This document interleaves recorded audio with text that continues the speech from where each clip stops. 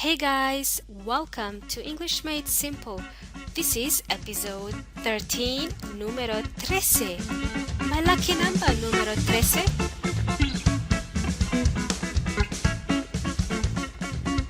Now, if you're superstitious, you may be thinking, really, Milena? Lucky number 13? For some people, it's an unlucky number. But in my case, number 13 is a lucky number. Anyway, welcome. Thank you for joining me yet again. Did you enjoy my last episode? I gave you some tips on how you can be fluent in English. Did you implement any of those tips? And did you do the homework I gave you? Radio. So you may be speaking English for a while. And you are curious, you want to test your fluency, you want to know how well you speak English. Right, there are so many tests you can do online. There could be some free tests you can do. I think there is one called, let me check. There's one called CambridgeEnglish.org and Test Your English page. So it's CambridgeEnglish.org, Test Your English. I'm going to put this in the show notes, and I will also put it in the transcription. When I do a transcription of this episode, I'm going to put the links in the transcription. So this is a free test you can do. Cambridge English. Test your English. Right.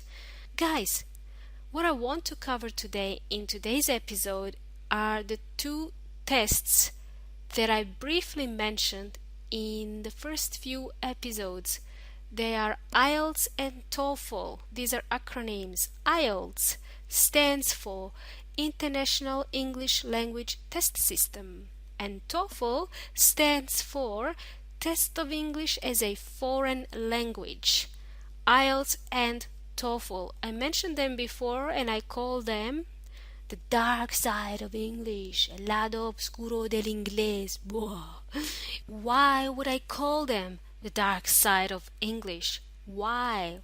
Well, let's talk about that later. Let me first introduce you to IELTS and TOEFL. The two tests are the major players in English language testing in the world. Both of them are something called standardized tests, which means they're the same in any country. Let's say you want to take IELTS in Chile. You want to take IELTS in Australia, for example. The test is designed equally wherever you decide to take the tests. They're the same structure, similar type of questions, and you get a fair score at the end. That's the idea. They give you an official score regardless of where you're doing the tests, in whichever country you're doing the tests. That's what standardized testing means. Both IELTS and TOEFL test you on your reading abilities, listening, speaking, and writing in English language. They are designed for non-English speakers. But who wants to do these tests? Right, why are you talking about this, Milena? Who wants to do TOEFL and IELTS? Right, I have students who are doing TOEFL and IELTS. Some of the reasons, there's 2 or 3 reasons why you need to do these tests. There is a requirement. If you're moving overseas, if you're migrating permanently to an English-speaking country like the US, the UK, Australia, New Zealand, you may be required by the government of those countries, you may be required to do one of these tests. Another reason why you would do these tests, if you have decided to study overseas, if you've decided to go to the US to study, you may be required to do TOEFL test as a proof that you'll be able to comprehend, understand the lectures. If you're going to a university, you need to understand the lectures that are going to be in English. Guess what? Both of these tests are extremely long, between 3 and 4 hours, and they are not cheap. No son baratos. They're very expensive. They're about $300 US. I don't know exactly now, but one of them is cheaper. I think TOEFL is cheaper, maybe by $50, but in general they're around $300 US dollars. So don't do those tests if you're just curious. You want to find out your level of English. You do those tests if you have to do them, if you're required to do those tests. Now, let's say you are moving overseas, or you're going to study overseas, and you need to do one of these tests. Which one is easier to do? ¿Cuál es más fácil? Well, let me ask you these questions. Are you comfortable with the American accent, the one from the US, or the British accent? IELTS is administered by the British Council, and TOEFL is administered by the Educational Testing Service in the US. So the whole test will be in the US English. IELTS is in UK English, so whichever you feel comfortable with. Let me ask you this question. Are you good at typing on the keyboard? Teclado. Are you good at typing on the keyboard? Because TOEFL is computer-based. There's a lot of typing, and are you comfortable with spending 4 hours looking at the screen, typing or speaking into a microphone, recording your voice? Grabar tu voz, recording your voice. Are you comfortable doing that? If so, then TOEFL is for you. However, in regards to IELTS, are you comfortable with speaking in an interview type situation with a live person? So you have an interview with somebody in front of you asking you questions. Are you comfortable in that situation?